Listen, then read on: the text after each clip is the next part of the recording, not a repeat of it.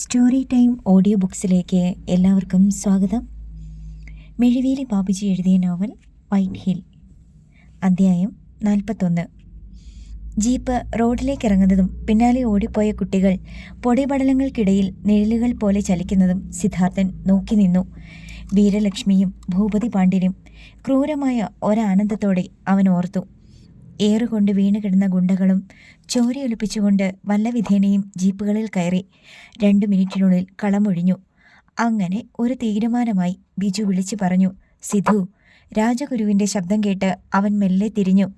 എന്താ സർ, ഇതിത്തിരി കൂടിപ്പോയില്ലേ എന്നൊരു സംശയം. കുറഞ്ഞുപോയി എന്നൊരു അഭിപ്രായമാണ് സർ എൻ്റേത്. രാജഗുരു പിന്നെയും സന്ദേഹത്തോടെ നിന്നു. തുടർന്ന് അവരിരുവരും കമലത്തിൻ്റെയും വസുമതിയുടെയും പെൺകുട്ടികളുടെയും അടുത്തേക്ക് ചെന്നു. അവരുടെ ഭീതി അപ്പോഴും വിട്ടുമാറിയിരുന്നില്ല. മോനെ, കമലൻ തിരക്കി, അവരിനിയും അടങ്ങിയിരിക്കുമോടാ? ഇരിക്കരുത്, എങ്കിലേ കണക്കുകൾ പൂർണ്ണമാകൂ. സിദ്ധാർത്ഥൻ അവരെ കൂട്ടിക്കൊണ്ടുപോയി ക്വാറിയുടെ കുറേ ഭാഗങ്ങൾ കാണിച്ചു. വിസ്മയ അവനോട് ചേർന്നാണ് നടന്നത്. പെട്ടെന്ന് രാജഗുരു തൻ്റെ കാറിനരികിൽ നിന്ന് സിദ്ധാർത്ഥനെ വിളിച്ചു. എന്താ സർ? അവൻ ഓടിയെത്തി. അയാൾ ഒരു പെൻഡ്രൈവ് എടുത്ത് നീട്ടി. അത് വാങ്ങിയെങ്കിലും അവനൊന്നും മനസ്സിലായില്ല.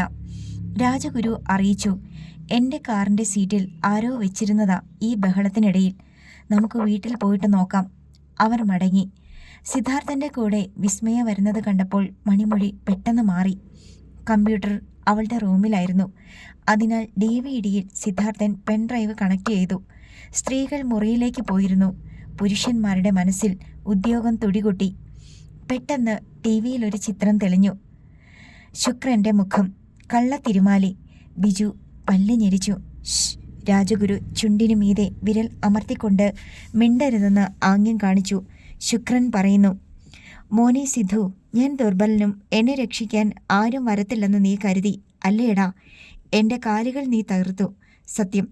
പക്ഷേ എൻ്റെ ഈ തലയുണ്ടല്ലോ, 1000 ബോംബിനേക്കാൾ അപകടകരമാണെന്ന് നീ അറിയാൻ പോകുന്നതേയുള്ളൂ. അനുഭവ സമ്പത്തും എന്തിനേയും അതിജീവിക്കാൻ പ്രാപ്തിയുള്ളവനുമാണ് ഞാൻ. നിന്റെ ജീവിതം ഇനിയുള്ള കാലം തമിഴ്നാട് ജയിലിലാണ്. സ്വത്തുക്കളെല്ലാം എൻ്റെ കയ്യിൽ വരും. അല്ലെങ്കിൽ നീ ഇതൊന്ന് കണ്ടു നോക്ക്. അയാൾ കൈ ചൂണ്ടി. തുടർന്ന് സ്ക്രീനിൽ മറ്റു ദൃശ്യങ്ങൾ തെളിഞ്ഞു. നേർത്ത ഇരുളിൻ്റെ അകമ്പടിയോടെ സിദ്ധാർത്ഥൻ മാരീജിനെ വീട്ടിൽ നിന്ന് പൊക്കുന്നത് മുതൽ ക്വാറിയിലെ ഗർത്തത്തിനരികിലുള്ള ചോദ്യം ചെയ്യൽ, പിന്നീട് അയാളെ അതിനുള്ളിലേക്ക് തള്ളി വീഴ്ത്തുന്നു. താണു പോകുന്ന അലർച്ച. ഞാനല്ല ചെയ്തത്. സിദ്ധാർത്ഥൻ ചാടി എഴുന്നേറ്റു. രാജഗുരു റിമോട്ട് എടുത്ത് ചിത്രം സ്റ്റില്ലാക്കിയിട്ട് അവനെ നോക്കി. ഇങ്ങനെയൊരു സംഭവം ഉണ്ടായോ? പക്ഷേ സിദ്ധു അത് എന്നോട് പറഞ്ഞില്ലല്ലോ. അവനൊന്ന് പരുങ്ങി. ഞാനും സാറും തമ്മിൽ ഇത്രയധികം അടുക്കുന്നതിന് മുമ്പായിരുന്നു അത്. എന്നാൽ ഞാനല്ല മാരീജിനെ കൊന്നത്. പക്ഷേ ഈ രംഗം കണ്ടാൽ അങ്ങനെയേ തോന്നൂ. രാജഗുരു സ്റ്റിൽ പൊസിഷൻ മാറ്റി. അടുത്തത് ശുക്രനെ 2 ദിവസം പീഡിപ്പിച്ച രംഗങ്ങൾ. അതിൽ തങ്കച്ചൻ്റെയും ബിജുവിൻ്റെയും ഒക്കെ രൂപങ്ങളും തെളിഞ്ഞു. അവരും ശ്വാസം നിലച്ചതുപോലെ ഇരുന്നു പോയി. ഏറ്റവും അവസാനം വീണ്ടും ശുക്രൻ്റെ മുഖം. സിദ്ധാർത്ഥ, നീ അകത്താകുവാൻ ഈ ചിത്രങ്ങൾ മാത്രം പുറത്തുവിട്ടാൽ മതി. ബോധ്യമായല്ലോ? അത് ചെയ്യണമെന്ന് ഞാൻ ഇപ്പോഴും തീരുമാനിച്ചിട്ടില്ല. കാരണം എനിക്കും തെറ്റുകൾ പറ്റിയിട്ടുണ്ട്. എന്നാൽ എനിക്കതിൽ പശ്ചാത്താപമില്ല. ഒരവസരം കൂടി തരികയാണ് ഞാൻ നിനക്ക്, ഒരവസാന മുഖാമുഖത്തിന്. അയാൾ ഒന്ന് നിർത്തി. സിദ്ധാർത്ഥൻ കാതോർത്തു. നീ വരുമ്പോൾ ഒപ്പം ആ നന്ദിയില്ലാത്ത രാജഗുരുവും ഉണ്ടാവണം. നിങ്ങൾ 2 ആൾ മാത്രം. പോലീസോ പരിവാരങ്ങളോ വന്നാൽ പിന്നെ നിന്റെ ഭാവി വട്ടപൂജ്യം. നിന്റെ പെങ്ങന്മാരും മുറപ്പെണ്ണും ഏതെങ്കിലും വേശ്യാതെരുവിലാകും. നീയായിട്ട് അവർക്ക് അങ്ങനെയൊരു ഭാവി ഉണ്ടാക്കി കൊടുക്കണോ? ചിന്തിച്ചു നോക്ക്. എവിടെ വരണമെന്നുള്ള എൻ്റെ കോൾ ഏത് നിമിഷവും നിങ്ങളെ തേടിയെത്തും. പിന്നെ ആ രാജഗുരുവിൻ്റെ വീട് എൻ്റെ നിരീക്ഷണത്തിലാണ്. നീയോ മാനേജരോ കൂട്ടുകാർ തെണ്ടികളോ ആ അപ്പാർട്ട്മെൻറ്റിൽ നിന്ന് പുറത്തു പോകാനോ അവിടേക്ക് ആരെങ്കിലും വരാനോ പാടില്ല. മനസ്സിലായല്ലോ? ശുക്രൻ്റെ ചിത്രം ടി വിയിൽ നിന്ന് മാഞ്ഞു. ഇതികർത്തവ്യതാ മൂഢരായി തരിച്ചിരിക്കുകയാണ് എല്ലാവരും. സിധു, രാജഗുരുവിൻ്റെ ശബ്ദം പോലും അവനെ ഞെട്ടിച്ചു. അങ്ങനെ ഏതായാലും അവൻ്റെ മുന്നിൽ തോറ്റുകൊടുക്കാൻ നമുക്ക് ഉദ്ദേശമില്ല. ചെറുതു നിൽക്കും നമ്മൾ അയാളെ. പിന്നെ സ്ത്രീകളാരും ഒന്നും അറിയണ്ട. പക്ഷേ സിദ്ധാർത്ഥൻ്റെ ഉള്ളം കത്തിപ്പുകയായിരുന്നു. സമയം വിറച്ചു നീങ്ങി. സിദ്ധാർത്ഥനും ബിജുവും തങ്കച്ചനും മുറിയിലിരുന്ന് ചർച്ചയിലായിരുന്നു. ഈ കുരുക്കിൽ നിന്ന് എങ്ങനെ രക്ഷപ്പെടും സിദ്ധു? തങ്കച്ചന് ഉത്കണ്ഠ. ഇതുവരെ നമ്മൾ ജയിച്ചു കയറി വന്നില്ലേടാ, എന്തെങ്കിലും ഒരു വഴി തെളിഞ്ഞു കിട്ടും. അവൻ ചിരിക്കാൻ ശ്രമിച്ചു. നമ്മുടെ മനഃശക്തിയാണ് നമ്മുടെ പ്രതിരോധം. ശുക്രൻ മുന്നിൽ വരട്ടെ. ജയിലിൽ പോവുകയാണെങ്കിൽ അത് അയാളെ കൊന്നിട്ട് തന്നെയായിരിക്കും. അവൻ്റെ മുഖഭാവം കണ്ട് അവർക്ക് ഭീതി തോന്നി. പെട്ടെന്ന് രാജഗുരു അവരുടെ അരികിലേക്ക് പാഞ്ഞെത്തി. അയാളുടെ കയ്യിൽ സെൽഫോൺ ഉണ്ടായിരുന്നു. സിധു, ശുക്രൻ വിളിച്ച് നമ്മൾ രണ്ടുപേരും 5 മണിക്ക് ആനമലയുടെ മുകളിലെത്തണമെന്ന്. സിദ്ധാർത്ഥൻ പിടഞ്ഞെഴുന്നേറ്റു. ജനാലയ്ക്കൽ ചെന്ന് കർട്ടൻ വകഞ്ഞു മാറ്റി നോക്കി. പുറം തിരിഞ്ഞു നിൽക്കുന്ന ആനയുടെ ശിരസ് പോലെ നെടുങ്കൻ മാർബിൾ മല. അതിൻ്റെ തവിട്ട് നിറമുള്ള പുറംപാളിയിൽ വെയിൽ വീണ് കിടക്കുന്നു. നമ്മൾ എങ്ങനെ അവിടെ എത്തും സർ? ഈ വഴി പറ്റില്ല, അപ്പുറത്തുകൂടി നടന്നേക്കും. തിരികെ വന്ന് സിദ്ധാർത്ഥൻ കിടക്കയിലിരുന്ന് വീണ്ടും ചർച്ച. ഞങ്ങൾ കൂടി വരാം നിങ്ങളുടെ കൂടെ, തങ്കച്ചൻ പറഞ്ഞു. അത് പാടില്ല, നിരീക്ഷണത്തിന് ആളുണ്ടാവും. രാജഗുരു ഫോൺ എടുത്തു. വിശ്വസിക്കാൻ കൊള്ളാവുന്ന കുറേ പേരെ എനിക്കറിയാം സിദ്ധു. അവരെ ഞാൻ വിളിക്കാം. ഈ പ്രദേശമൊക്കെ അവർക്ക് നല്ല പരിചയമാണ്. ഒന്ന് ചിന്തിച്ചിട്ട് അവൻ സമ്മതിച്ചു. 4 മണിക്ക് സിദ്ധാർത്ഥനും രാജഗുരുവും യാത്രയ്ക്കൊരുങ്ങി. എന്താ സിദ്ധു, മുഖം വല്ലാതെ? ഹാളിൽ വെച്ച് വിസ്മയ അവനെ തുറച്ചു നോക്കി. ഒന്നുമില്ല, നിനക്ക് തോന്നുന്നതാ. അവൻ്റെ ശബ്ദം പതറി. ബെൻസിലായിരുന്നു അവരുടെ യാത്ര. നമ്മുടെ ആളുകൾ അവിടെ എത്തും, രാജഗുരു മന്ത്രിച്ചു. ആനമലയെ ഒന്ന് വലം ചുറ്റി വിജനമായ പാതയിലൂടെ അവർ അപ്പുറത്തെത്തി. മലഞ്ചെരിവ് മുഴുവൻ മുൾക്കാടുകളായിരുന്നു. അവർ കാർ നിർത്തി ഇറങ്ങി. ആകാശത്തിൽ മുട്ടി നിൽക്കുന്നത് പോലെ മല. പൊടുന്നനെ മുൾക്കാട്ടിൽ ഒരനക്കം. 2 പേർ പുറത്തേക്ക് വന്നു. ഒറ്റ നോട്ടത്തിൽ ആട്ടിൻപറ്റത്തെ മേയ്ക്കുന്നവരെ പോലെ തോന്നി. വരൂ. മറ്റൊന്നും പറയാതെ അവർ പിന്തിരിഞ്ഞു. മുൾക്കാട്ടിലേക്ക് കയറി. രാജഗുരുവും സിദ്ധാർത്ഥനും പരസ്പരം നോക്കി. തുടർന്ന് അവർക്ക് പിന്നാലെ നീങ്ങി. ആയാസകരമായിരുന്നു യാത്ര. കൂർത്ത മുള്ളുകളിൽ ഉരഞ്ഞ് ശരീരം മുറിഞ്ഞു. കഠിനമായ നീറ്റൽ. ചെറിയ വിള്ളലുകളിലൂടെയും ചെരിവുകളിലൂടെയുമായിരുന്നു കയറ്റം. പാറയിൽ പൊള്ളുന്ന ചൂട്. വിയർപ്പിൽ കുളിച്ച് വസ്ത്രങ്ങൾ ശരീരത്തോടൊട്ടി. 40 മിനിറ്റ് എടുത്തു മലമുകളിലെത്തുവാൻ. കാറ്റ് വീശിക്കൊണ്ടിരുന്നു. അവിടെയെങ്ങും മറ്റാരെയും കണ്ടില്ല. അകലെ താഴ്വാരത്ത് ടെസ്കോ സിറ്റി അപ്പാർട്ട്മെൻറ്റുകൾ. കോഴിക്കൂടുകൾ പോലെ അവ തോന്നിച്ചു. അടുത്ത നിമിഷം കുന്നിൻ മുകളിലേക്ക് കുറേ തലകൾ ഉയർന്നു വന്നു. നിമിഷത്തിനുള്ളിൽ അവർ 10 പേരുടെ നടുവിലായി. നടുക്കം മറച്ച് സിദ്ധാർത്ഥൻ അവരെ ശ്രദ്ധിച്ചു. നിർജീവമായ മുഖങ്ങൾ. നടക്ക്, നേതാവിൻ്റെ കൽപ്പന. അവർ മുന്നോട്ട് നീങ്ങി. വലയത്തിനുള്ളിൽ കുറച്ചപ്പുറത്ത് പാറപ്പുറത്ത് ഒരു മനുഷ്യൻ ചരിഞ്ഞു കിടക്കുന്നു. കാവ്യവസ്ത്രങ്ങൾ. അതയാളല്ലേ? സിദ്ധാർത്ഥന് നെഞ്ചിടിപ്പേറി. നോക്കാം. രാജഗുരുവിൻ്റെ വികാരരഹിതമായ മറുപടി. ആ സംഘം അടുത്തു ചെന്നു. ശുക്രൻ തന്നെയായിരുന്നു അത്. സിദ്ധാർത്ഥൻ കിടുങ്ങി. അയാളുടെ മുറിഞ്ഞകർന്ന കഴുത്തിൽ നിന്ന് ചോരച്ചാലുകൾ പാറയിൽ ഒഴുകിപ്പരന്ന് ഉണങ്ങിയിരിക്കുന്നു. സർ, സിദ്ധാർത്ഥൻ ഞെട്ടലോടെ വിളിച്ചു. അയാൾ ചത്തു. ചത്തതല്ലടാ, കൊന്നതാ. പെട്ടെന്ന് രാജഗുരുവിൻ്റെ ശബ്ദം മാറി. സർ, അവൻ വെട്ടിത്തിരിഞ്ഞു.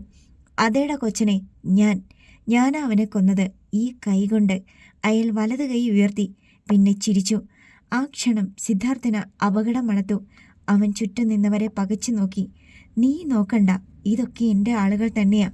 രാജഗുരുവിൻ്റെ ചിരിക്ക് വേഗതയും ശക്തിയുമേറി. നീ അമ്പരക്കുന്നുണ്ടാവും, എന്നാൽ ഇതുകൂടി കേട്ടോടാ. മാർബിൾ ക്വാറിയിൽ നിന്ന് ഇയാളെ രക്ഷപ്പെടുത്തിയതും ഇവിടെ കൊണ്ടുവന്നതും ഞാൻ തന്നെയാ. എല്ലാ സ്വത്തുക്കളും പകുതി വീതമെന്ന് പറഞ്ഞ് ഇയാളെ കൊണ്ട് നിനക്കുള്ള കാര്യങ്ങൾ റെക്കോർഡ് ചെയ്തു. പിന്നെ അയാൾ കഴുത്തറുക്കുന്നതായി കാണിച്ചു. സിദ്ധാർത്ഥൻ അലറി. അപ്പോൾ മാരീജനെ? അതും ഞാനാ. എല്ലാം ക്യാമറയിൽ പകർത്തിയതും എൻ്റെ ആളുകളാ. അപകടത്തിൻ്റെ ചതിയുടെ ഒരു വല തനിക്ക് മീതെ വീശി വീണത് സിദ്ധാർത്ഥൻ അറിഞ്ഞു. എങ്കിലും പതർച്ച ഭാവിച്ചില്ല. സർ, എന്തിനാണിങ്ങനെ? അയാൾ കൈ ചൂണ്ടി. അകലെ കാണുന്ന ആ മാർബിൾ ക്വാറി ഉണ്ടല്ലോ, അതെല്ലാം ഒരിക്കൽ എൻ്റേതായിരുന്നടാ. നീ ഇപ്പം അതൊരു ട്രസ്റ്റ് ആക്കാനും തൊഴിലാളികളുടെ അണ്ണാക്കിലേക്ക് കോടുകൾ ഉരുട്ടിക്കൊടുക്കാനും ശ്രമിച്ചാൽ അതെനിക്ക് പിടിക്കുമോടാ? ഇതൊക്കെ ഇപ്പോഴെന്തിനാ പറയുന്നതെന്നറിയാമോ? അയാളുടെ ഭാവം മാറി, ശബ്ദവും. ഇനി നീയും ഇവിടെ നിന്ന് മടങ്ങിപ്പോവില്ലെന്ന് ഉറപ്പുള്ളതുകൊണ്ട്. എൻ്റെ കയ്യിൽ നിന്ന് നിന്റെ തന്ത വിലയ്ക്ക് വാങ്ങിയതാണെങ്കിലും വിട്ടുകളയാൻ എനിക്ക് മനസ്സില്ലാത്തതുകൊണ്ട്.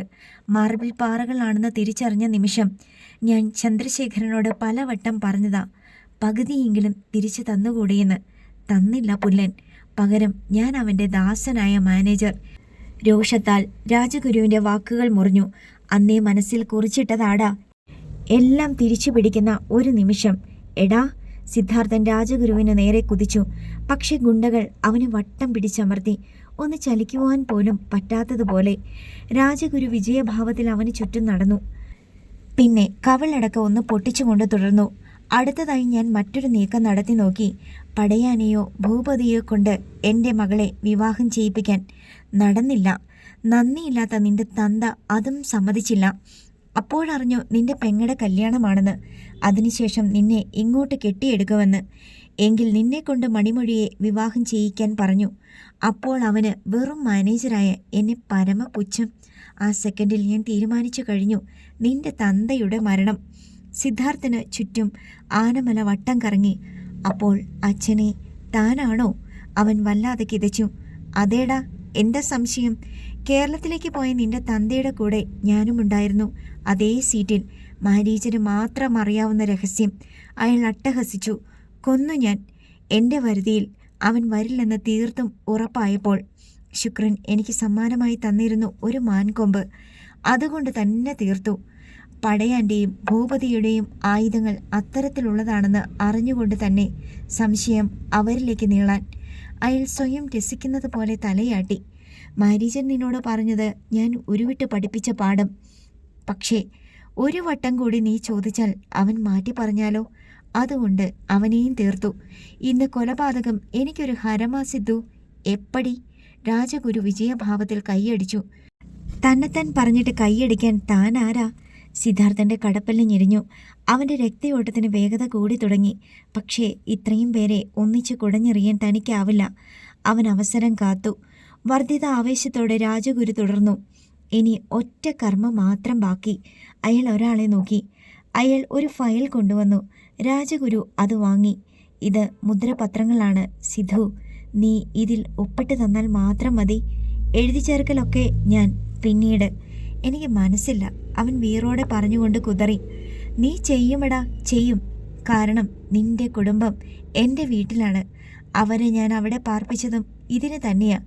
നീ എന്നെ അനുസരിക്കാത്ത പക്ഷം അവരിൽ ഒരാൾ പോലും ബാക്കി കാണില്ല. ഇവിടെ നീയും അവിടെ അവരും ഒരേ സമയത്ത് തീരും. സിദ്ധാർത്ഥൻ്റെ നട്ടെല്ലിനുള്ളിൽ ഒരു വിറയൽ അനുഭവപ്പെട്ടു.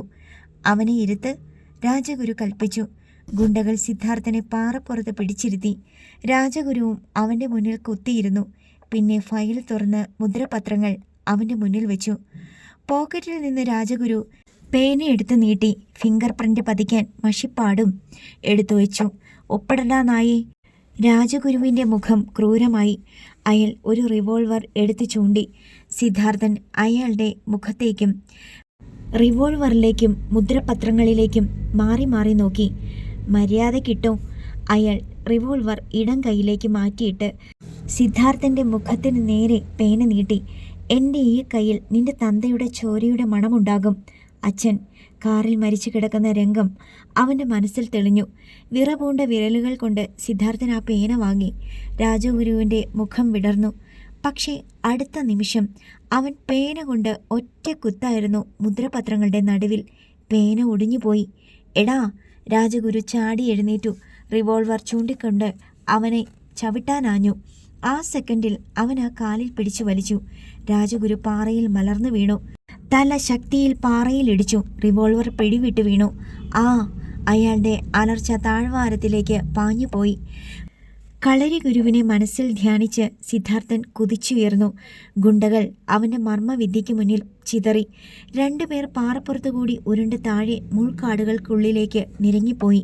കാറ്റിൽ മുദ്രപത്രങ്ങൾ കരിയിലകൾ പോലെ ഇളകിപ്പറന്നു. സിദ്ധാർത്ഥൻ അരയിൽ നിന്നൊരു കത്തി വലിച്ചൂരി രാജഗുരുവിൻ്റെ പുറത്തേക്ക് മറിഞ്ഞു. കത്തിമുന അയാളുടെ കഴുത്തിൽ കുറുകെ അമർത്തി. ഒറ്റയൊരുത്തൻ അടുത്തു വരരുത്. വന്നാൽ ഞാൻ ഇവൻ്റെ കഴുത്ത് കണ്ടിക്കും. മുന്നോട്ടാഞ്ഞ ഗുണ്ടകൾ പിന്നിൽ നിന്ന് ആരോ പിടിച്ചു നിർത്തിയതുപോലെ നിശ്ചലരായി. സിദ്ധാർത്ഥൻ രാജഗുരുവിൻ്റെ ഷർട്ടിൽ കുത്തിപ്പിടിച്ച് വലിച്ചുയർത്തി. റിവോൾവർ കാൽ കൊണ്ട് തട്ടിയെറിഞ്ഞു. താഴ്വാരത്തേക്ക് അത് തെറിച്ചുപോയി.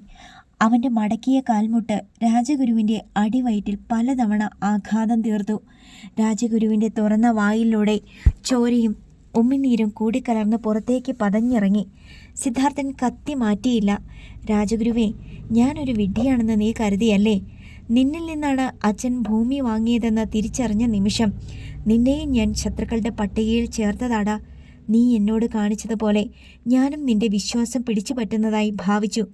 അമ്പരപ്പിൽ രാജഗുരുവിൻ്റെ കണ്ണുകൾ തള്ളി. എങ്കിലും പറഞ്ഞു, മര്യാദയ്ക്ക് എന്നെ വിട്ടോ, അല്ലെങ്കിൽ നിന്റെ കുടുംബം. അതറിയണമെങ്കിൽ നീ തന്നെ അവിടേക്കൊന്ന് വിളിച്ചു നോക്ക്. വിറ പൂണ്ട വിരലുകളാൽ രാജഗുരു ഫോൺ എടുത്തു. അപ്പുറത്ത് നിന്ന് പട്ടംമാളിൻ്റെ മറുപടി കേട്ട് അയാൾ വിറച്ചുപോയി. ആ ബിജുവും തങ്കച്ചനും കുറേ തൊഴിലാളികളും കൂടി അവരെ കൊണ്ടുപോയല്ലോ. മുഴുവൻ കേൾക്കും മുമ്പ് രാജഗുരുവിൻ്റെ കയ്യിൽ നിന്ന് ഫോൺ പാറപ്പുറത്ത് വീണു നടുവേ പിളർന്നു. ദാ നോക്ക്. സിദ്ധാർത്ഥൻ അയാളുടെ തല പിടിച്ച് താഴ്വാരത്തിലേക്ക് തിരിച്ചു. രാജഗുരു കണ്ടു. അപ്പാർട്ട്മെൻറ്റുകൾക്കിടയിലെ റോഡിലൂടെ ഹൈവേയിലേക്ക് നീങ്ങുന്ന കുറേ വാഹനങ്ങൾ, തീപ്പെട്ടിയുടെ വലിപ്പത്തിൽ. ഇങ്ങോട്ട് പോരും മുമ്പ് ഞാനും എല്ലാം ഏർപ്പാട് ചെയ്തിരുന്നടാ. സിദ്ധാർത്ഥൻ തല വെട്ടിച്ചു. ദാ അതുകൂടി കാണ്. രാജഗുരുവും ഗുണ്ടകളും അവിടേക്ക് തിരിഞ്ഞു നോക്കി. തങ്ങൾ വന്ന ഭാഗത്ത് മലഞ്ചെരുവിൽ 4-5 ലോറികളും ഒരു ബൊലേറയും വന്നു നിൽക്കുന്നു. ബൊലേറയിൽ നിന്ന് പോലീസുകാരും ലോറികളിൽ നിന്ന് തൊഴിലാളികളും ഇറങ്ങുന്നു. DYSP യാസിർ അഹമ്മദും സംഘവും, രഘുറാമും സത്യദാസും അടങ്ങുന്ന തൊഴിലാളികൾ. രാജഗുരുവിന് തലകറങ്ങി. തൻ്റെ നീക്കങ്ങളെല്ലാം പരാജയപ്പെടുകയാണ്.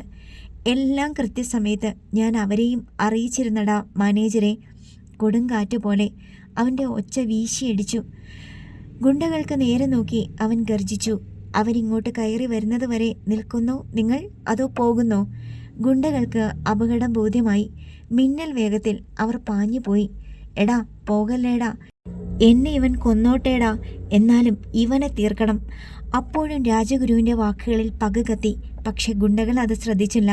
അകന്നു പോയിന്ന് അവർ പൊട്ടുകളായി. സിദ്ധാർത്ഥൻ കത്തി മാറ്റി. പിന്നെ രാജഗുരുവിൻ്റെ കവിളിൽ കൈ വീശിയടിച്ചു.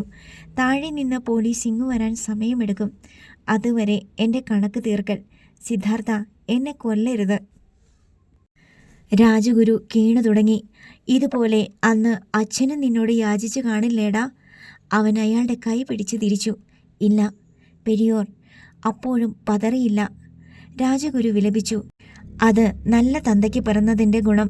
അവൻ കൈ ചുരുട്ടി അയാളുടെ നെഞ്ചിലും വാരികല്ലുകൾക്കിടയിലും ആഞ്ഞാഞ്ഞടിച്ചു. ഓരോ ഇടിക്കും അയാൾ കാറ്റിലുലയുന്നത് പോലെ പിന്നോട്ടു പോയി. കൊലപാതകം എൻ്റെ രീതിയല്ലെന്ന് ഞാൻ തീരുമാനിച്ചിട്ടുണ്ട് രാജഗുരുവേ. നിന്നെ കേരള പോലീസ് കൊണ്ടുപോകും. നീ പറഞ്ഞതൊക്കെ എൻ്റെ സെൽ ഫോണിൽ ടേപ്പ് ചെയ്തിട്ടുണ്ട്. രാജഗുരു സർവ്വതും തകർന്നതുപോലെ പാറയിലേക്ക് വീണു. അയാളെ ചവിട്ടാൻ അവൻ വീണ്ടും കാലുയർത്തി. സിദ്ധാർത്ഥ, സ്റ്റോപ്പ്. പാറയ്ക്ക് മുകളിലെത്തിയ യാസിർ അഹമ്മദ് വിളിച്ചു പറഞ്ഞു. എന്നിട്ടും അവൻ ഒറ്റ ചവിട്ടുകൂടി. രാജഗുരു ഉരുണ്ടുപോയി യാസിർ അഹമ്മദിൻ്റെ കാൽ കീഴിലേക്ക്. യാസിർ അയാളെ പിടിച്ചുയർത്തി. കഴിവേറി, എല്ലാം ചെയ്തു വെച്ചിട്ട് നീ കളിക്കുകയായിരുന്നു അല്ലേ? അയാൾ രാജഗുരുവിനെ നിക്സൺ പോളിനും കുമാരനും നേർക്ക് തള്ളി. പിന്നെ സിദ്ധാർത്ഥൻ്റെ മുന്നിലെത്തി. ഞങ്ങൾ ഉടൻ മടങ്ങുകയാണ് സിദ്ധു. ഇവനുമായിട്ട് തമ്പുരാൻ സാർ കേരളത്തിൽ കാത്തിരിക്കുക. Thank you sir. നമുക്കവിടെ വെച്ച് കാണാം. അവൻ അയാളുടെ കൈ പിടിച്ചു കുലുക്കി. പിന്നെ തൻ്റെ ഫോണിലെ മെമ്മറി കാർഡും എടുത്തു നൽകി. രഘുറാമും സത്യദാസും അടങ്ങുന്ന തൊഴിലാളികൾ ഓടി വന്ന് അവനെ വളഞ്ഞു. സിദ്ധു. അവർ അവനെ എടുത്തുയർത്തി. സിദ്ധാർത്ഥൻ പടിഞ്ഞാറോട്ട് നോക്കി. അകലെ നീണ്ടു പരന്നു കിടക്കുന്ന മാർബിൾ ക്വാറി, വൈറ്റ് ഹിൽ. അപ്പുറം അസ്തമയ സൂര്യൻ്റെ തീക്കനൽ നിറമുള്ള പൂർണ്ണരൂപം. തൊഴിലാളികൾ എന്തൊക്കെയോ പറയുന്നുണ്ട്. അവൻ അതൊന്നും കേട്ടില്ല. അവൻ ഓർത്തു, താനും കുടുംബവും നാളെ തന്നെ കേരളത്തിലേക്ക് മടങ്ങും. ഒപ്പം ഉലകുമയിലും ഉണ്ടാവും. നാട്ടിലെ വീട് ലേലത്തിൽ തിരിച്ചു പിടിക്കണം. അച്ഛൻ ഉറങ്ങുന്ന മണ്ണാണത്.